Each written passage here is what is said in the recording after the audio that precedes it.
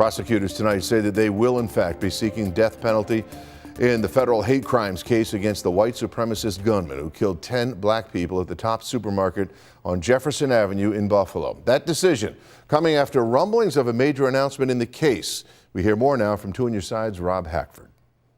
Dozens of family members forever changed by the events of 5/14 were some of the first people to know about the decision to pursue the death penalty, although there was never a consensus about it.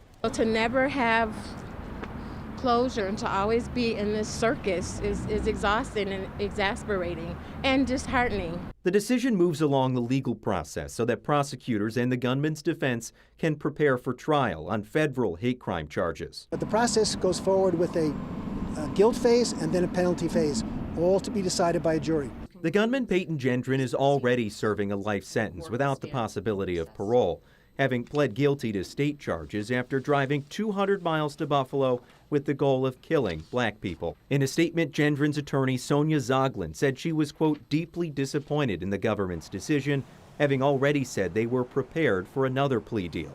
There has not been a day since 5/14 that I haven't thought about it, and I don't think there ever will be a day. So everybody wants to be able to bring some closure, if you will, and it is not in sight. The defense and prosecution now setting the schedule for this case to move forward.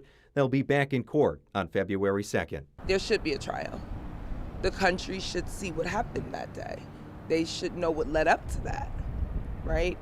They should hear all about the manifesto and the guns that he used and modified, and the country has to hear that. So I'm satisfied.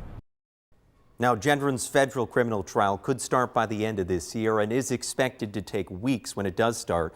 If convicted and with the death penalty now on the table, it's important to note that sentence may never be carried out, as the defense will have an opportunity to argue otherwise. On Your Side, Rob Hackford, Channel 2 News.